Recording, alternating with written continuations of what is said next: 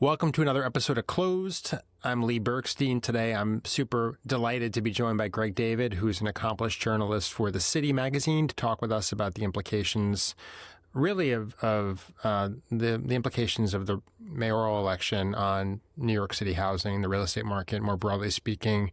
Talk about rent freeze, charter reforms, and a little bit more. Greg has spent 35 years as an editor, editorial director, and columnist at Crain's New York Business. He's also the director of the Business and Economics Reporting Program at the Newmark Graduate School of Journalism at CUNY, as well as the Ravitch Fiscal Reporting Program. Got through the mouthful, but Greg, so happy to have you here today. Glad to be here.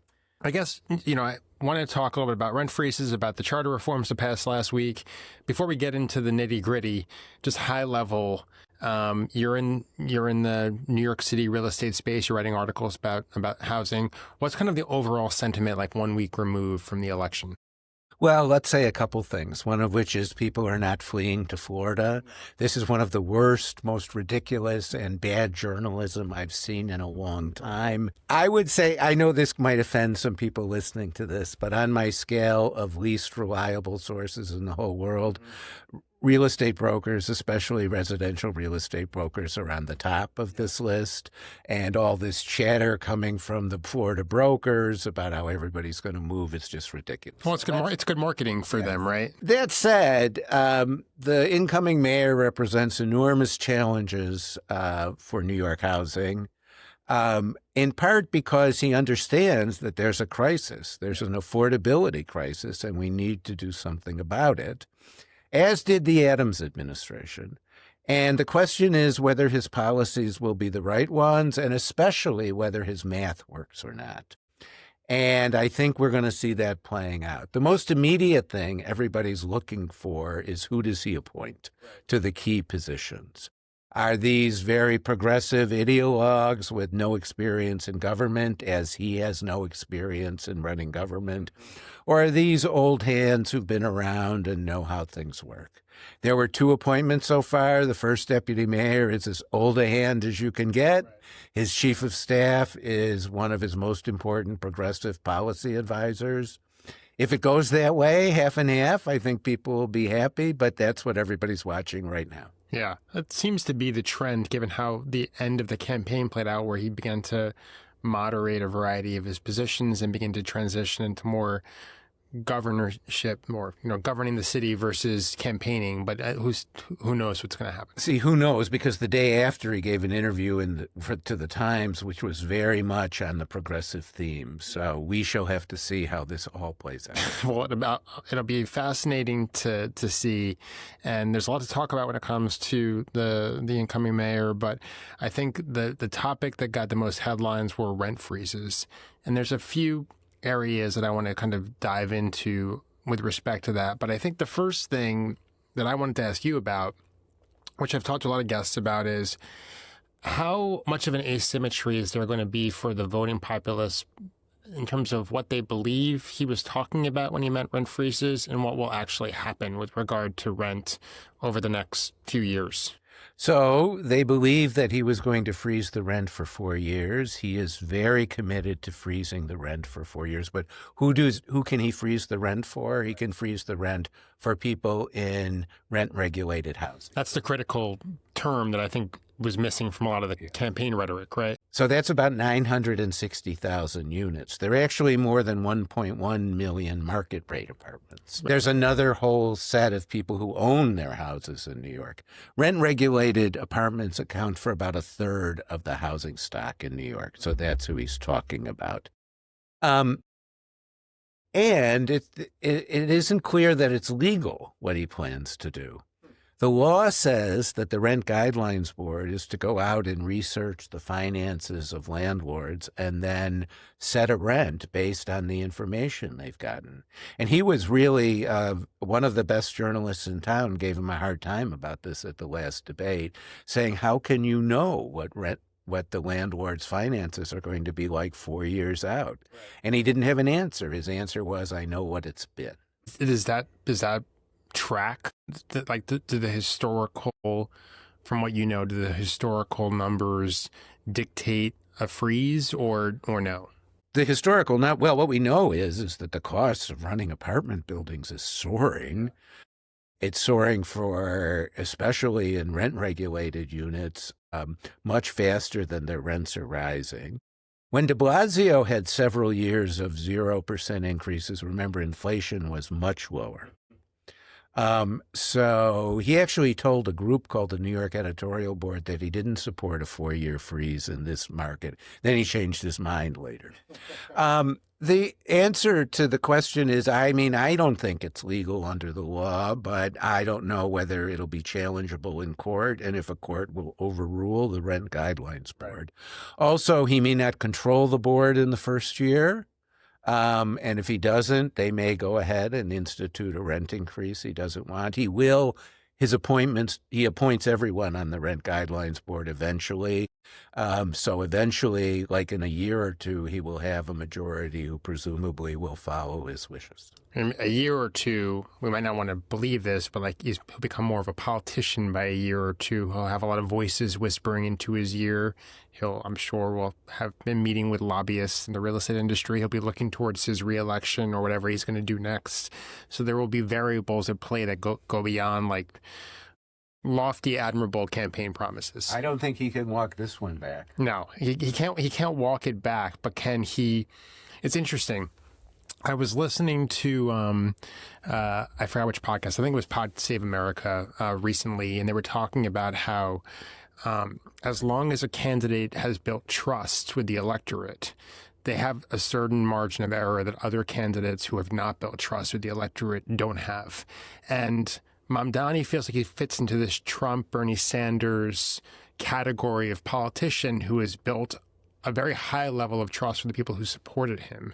And I wonder if that will give him a little more rope on some of his promises. So it will give him more rope. There were also polls which showed that people supported him even though they didn't think his ideas would work. Because probably they were more realistic about what can be accomplished or how it can be accomplished. We'll see. This is all going to play out, and you said it's going to be fascinating to watch, and I say it's going to be fascinating to write about. All right. Well, I'll watch. You'll write. I'll read your stuff, and together we'll figure out what's going on. The next question I wanted to ask about is let's assume for a moment that let's fast forward a year, and he installs the people onto the Rent Guidelines Board who he pledges to install, and there's a rent freeze. What is the impact on the broader market? Obviously, owners of rent-stabilized buildings since 2019 have already been struggling. There's zombie apartments throughout the city, apartments that are just not being used at all because landlords, I guess, are crossing their fingers and hoping that the law reverses itself or changes in some way. So what do you believe the impact in the broader market will be if this comes to pass? Will there be an impact? Oh, there will be an impact, and it will be big because it's already big. Here's what we know. What kind of apartments with some rent-stabilized units are doing well? They're the kinds of apartment buildings that have a minority of rent-regulated buildings and more market-rate buildings. Mamdani's own building is 55% rent-regulated and 45% market rent. And by the way, of course, he makes $145,000 a year at least as an assembly person. His wife makes some other money. And, that's one of the things about the rent regulation system. It has no relationship to your income. Many people don't have good incomes, but there are a whole bunch of people who do have good incomes. So what's going to happen? So those landlords are going to pass the cost increases along to the market rate apartments. So I am, and the people I talked to for a story I did are convinced that market rate apartments will go up even more than they would have otherwise, because that's what the landlords will need to do. Then we have especially older buildings that are completely rent regulated. I've gone to the Bronx to talk to landlords. There are a lot of them in northern Manhattan, but there are also a fair number of them in Brooklyn. These buildings are already in disastrous shape. Costs far exceed their rent incomes. Because of the 2019 law, they can't renovate apartments when they become vacant and boost the rent. That's why we have these zombie apartments, because the landlords don't think they are rentable without being fixed up because somebody's been there for 20 years, 30 years. So these buildings are already on the verge of financial disaster. And they're now being sold at enormous discounts of 50%, sometimes 70%. And what's very interesting is we don't actually know who the buyers are. I'm a big fan of The Real Deal, and they write about just about every one of these sales, and they almost never get the buyer to talk to them. And there's real concern that buyers are not buying for the long term, buying to get whatever cash they can out of the building while it deteriorates. So that group is already in terrible shape. And I'm working on a story for next week that will look at all affordable apartments. These projects are often run by nonprofits. They not only are rent regulated, but they've agreed to certain income limits for many of the tenants. Half of the projects that have been financed or helped to finance by enterprise community partners and another group are already underwater in the sense that their costs exceed their rents. Another group did a study that found more than a quarter were losing money. This is not sustainable. And a rent freeze, of course, is just going to make it worse because costs are probably not going down, although I do think I need to explain the probably. Yeah, so go ahead, and I have a follow-up question, but I want to hear you explain the probably first. So when Mamdani has been asked about all this, he says, I will help lower your costs. And one thing he can do is he can fix the city's absurd property tax system, which levies the highest taxes in the residential property sphere on rental apartments and gives owners of condos, co-ops, and homes enormous breaks. And it's configured in such a way that taxes don't go up in wealthier, gentrifying neighborhoods, which, by the way, are mostly white, but do go up a lot in non-gentrifying neighborhoods that are often heavily people of color. He has said he will fix it. So has every other mayor for the last 2.5 decades. If he does so, that could provide great relief to landlords. But, of course, doing so means you're raising the property taxes on a whole bunch of very motivated voters, so nobody's done it yet. Is that the main – is it a campaign re-election issue, or are there other logistical barriers to getting it done that are kind of outside of the mayor's hands? Well, it presumably needs to be done in Albany, so you need the legislature to go along, and the legislators may be very worried about the political consequences of it. But there is a court case, and there is a judge who might order changes, and that would shake things up a lot and probably force action. But I think I've probably written 50 stories or editorials about the property tax system since I got here. It's just that no one has yet gotten the political courage to do something about it. I had a finance commissioner for Bloomberg tell me once that Bloomberg wouldn't take the issue on because he asked the finance commissioner, can you guarantee me that the landlords will lower the rent when I lower their taxes? And he said no. So that's one thing he can do. One of the other great cost increases is insurance. It's been a huge problem. I talked to a woman who runs a portfolio of 4,000 affordable units, mostly in the Bronx, and she called it doors. But her insurance cost per door in the last 4 years has gone from $600 to $1,600.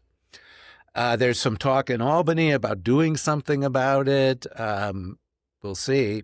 It's very hard to do something about it. And then I guess there are the landlords are going to be telling him about the enormous regulatory burdens they face, many of which have been imposed by the city council. Takes months for affordable developers, especially if someone's using a housing voucher. It takes them 5 to 8 months to fill an apartment. Wow. Just because of the bureaucracy, and that's 5 to 8 months of rent that isn't being collected. So there are steps, whether he is capable of implementing them and implementing them in a way that will make a difference.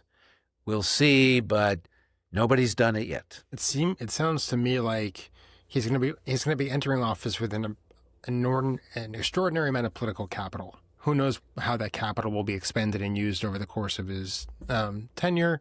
So this seems like the kind of issue that needs to be tackled quickly while the capital is robust. Would you agree with that? Or I do. And it also, he's been talking a lot about excellence, that he's committed to excellence. You know, there's this whole national narrative about how progressives haven't cared about the quality of government, and they haven't focused in on that government has to perform better. Right. And now there's a movement among progressives to do the abundance movement. And he's clearly signed on to that. He says he's going to hire people who can make the city work better. And I know everyone hopes that he does and that they can do it. Yeah. So I want to talk a little bit about market rent apartments. I think one of your recent stories is a great, a few fascinating numbers, but one that stuck out to me was that rent has increased in market rate apartments twice as fast as the rate of inflation.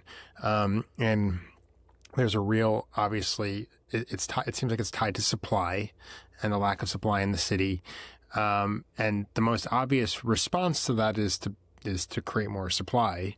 And that needs to be a mix of market and affordable supply. So do you see him kind of advancing that agenda? You know, I know obviously Mayor Adams enacted a number of measures to attempt to create more housing stock in the city. Do you see him furthering that agenda, deviating from that agenda? What's his current plan? Let's start with the numbers. In the last 4 years, market rate apartments in Manhattan have gone up 35% and 36% in Brooklyn. Yeah. Pretty amazing number. And it is all a matter of supply. We have simply not built enough housing. Do you know, on a per capita basis, of the last 10 years, we've built less housing than San Francisco? That's just kind of incredible, because that's the place that supposedly it's impossible to build at. I want to say this about, and I'm trying to convince my editors I should do this story. I think the one great legacy of the Adams administration might be housing. That this administration, and Dan Garodnick at City Planning gets most of the credit for this. Maria Torres Springer, before she resigned. They've taken a lot of actions that will result in more housing. The City of Yes is one major action they took. They've rezoned areas. We just finished the rezoning of Long Island City and Jamaica to allow more housing, Midtown. Legislation, both in the city and at the state, are spurring lots of conversions of office buildings. We're sitting here on 3rd Avenue, which I have to write this story, which is being transformed from this office corridor, which is pretty weak, into what is soon going to be a major mixed-use center in the city. So I think that he's been handed a gift in that regard. And he says he's completely committed to it, but we don't know how he's going to intend to implement it until we see who appoints. But there's his promise. And the promise is to build 200,000 affordable units over the next decade using union labor, which he says he can do for $500,000 each. Well, I've talked to a lot of people who are building affordable units with non-union labor, which is much less costly, and none of them are bringing it in at $500,000. It's much larger. So that when I say the math doesn't work, somebody who used to work for me, who's a columnist at The Real Deal, Eric Enquist, has been writing really great stuff about how the numbers don't work in that regard. There's a second number that doesn't work. He says he can find $100 billion to do this, $30 billion out of the capital budget, and $70 billion by borrowing money, which, of course, he would pay back with a tax increase. We can't borrow $70 billion. The city has a very big debt load that will not work. Yeah. So somebody going to tell him the numbers don't work? Is he going to try? But these are all things we will be watching very closely. We're not going to get any help from the federal government. And how bad will the federal cuts under the One Big Beautiful Bill and other proposals they've made actually affect state and city budgets and really constrain things. This is not something that I put on our question list, but as we're talking about it, it's something that I read recently, which is I read that Mamdani wants to try to talk to Trump before he takes office. Love to be a bug on the wall during that conversation. You think it's going to take place? I feel like both of them will talk to anybody. So I think the conversation will happen. I'm just curious how it will go. So, yes, they will both talk to anyone. And my guess is that Trump doesn't do confrontational conversations. I think that's been borne out by some of the reporting, right? That he unless you're Zelensky and sitting in his... Yes. Well, unless it's for published show. Right. So I think the conversation will go fine. Yeah. But the equation's now all political in Trump's mind and a lot of other people's mind because it's about 2026 and whether the Democrats can retake the Congress. But Hochul's facing a stiff Republican challenge. Does cutting off aid to New York City help Republicans outside New York City, which is where all the swing districts are, or does it hurt them? That's the calculation I think he will make. And then, of course, we're not going to take those cuts lying down. We're going to go to court. I'll bet you the lower courts reverse them, and we're just waiting to see what the Supreme Court will tell Trump he can't do. Like we get the first inclination in the tariffs case, which they took under consideration, and there are a lot more pending. So enormous uncertainties ahead on that. Yeah, I would think that if what happened during the shutdown is a good indicator of cutting off funds to a city, that might result in less government funds, government jobs.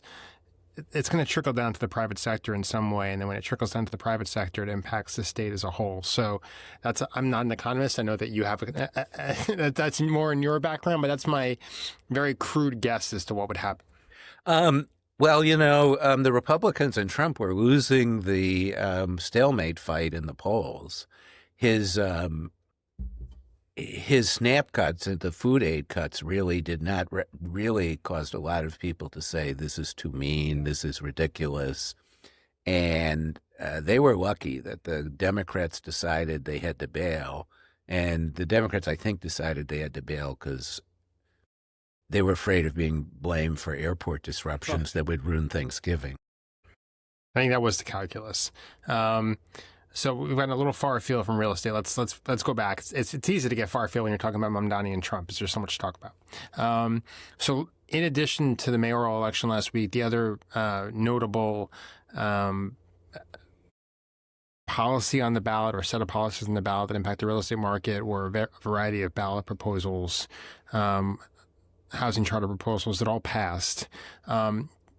Could you summarize what they were, and does it mean anything? Will it matter, or is it kind of giving lip service to the problem? I think it'll matter. I think it'll make a difference. I think they're a big deal, pretty big deal. They go with all the other things. The major thing is that we are going to make it so much easier to do smaller projects, to do all affordable projects. When you say smaller, what does that mean? Well, for example, if you're only seeking a 15% increase in the zoning, you don't have to go through the ULURP, the great long, endless process. You can go right to the Board of Standards and get it done in a fraction of the time at much less cost.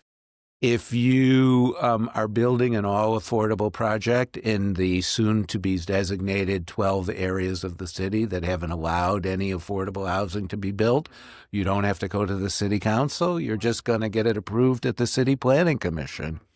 If you're adding a little bit to a project, you don't have to go through ULURP. So these will really help small developers really cut their costs and their time, and I think we will see a significant part.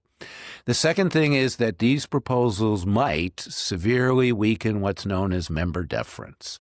when we get the current New York City way of governing in the late 1980s, people were very worried that member deference would happen. And a member deference means that if I propose a project here on 3rd Avenue, the council person who represents this area essentially has a deciding vote on whether it goes forward.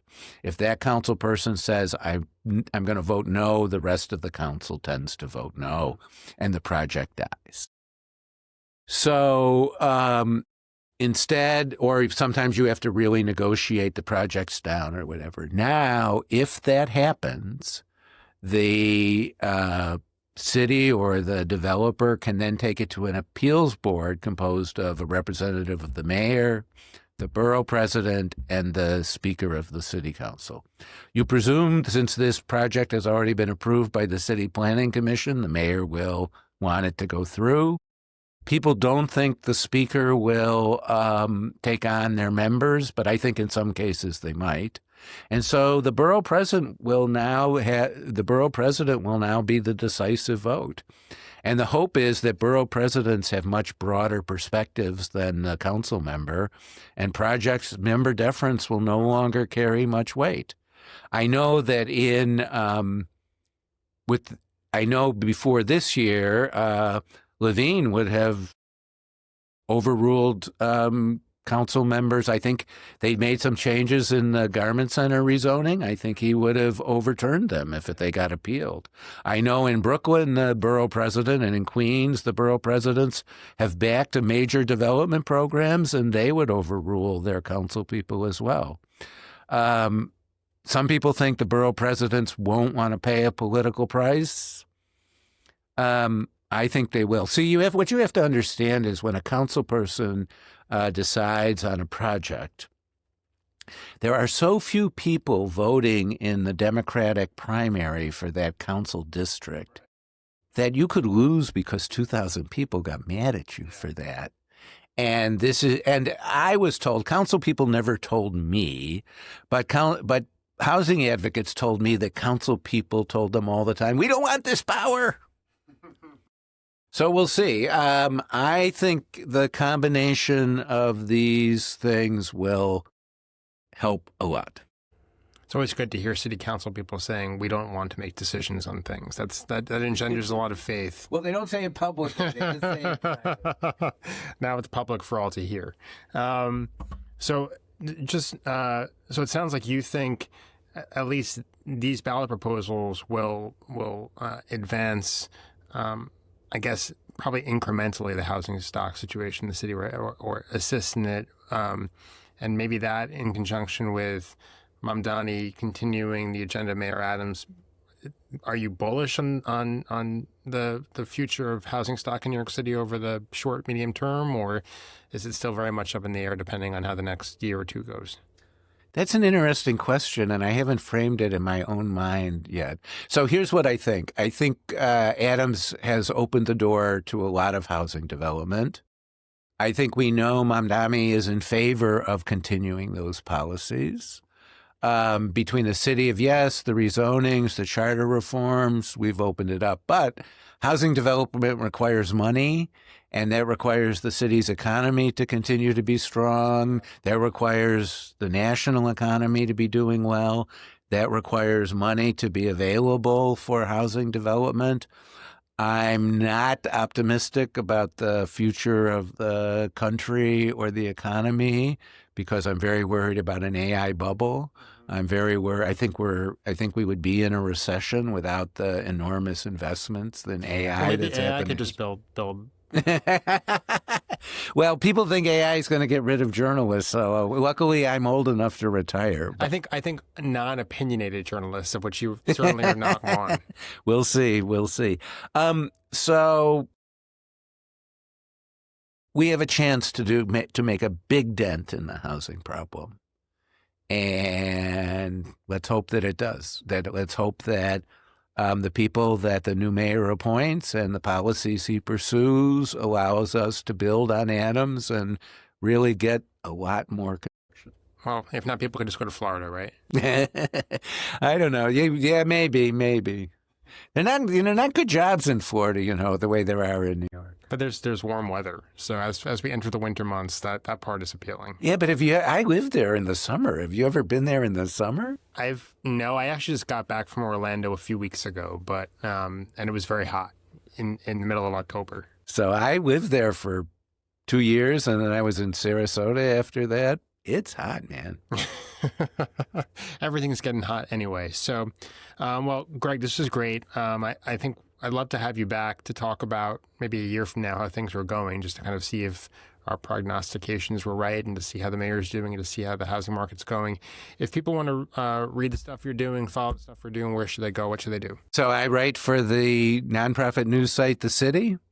It's a little hard to Google because the name is The City, but if you Google Greg David and The City, you will get to the site, and I have an authors page that has all my stories. That's great. You should go check it out. Greg, thank you so much for being here today. Thank you. For more on all things real estate and the law, subscribe to this and our other podcasts. Follow Bergstein, Flynn, Milton, and Polina on social media. Subscribe to our newsletter and go to bfklawoffice.com. That's bfklawoffice.com to learn more.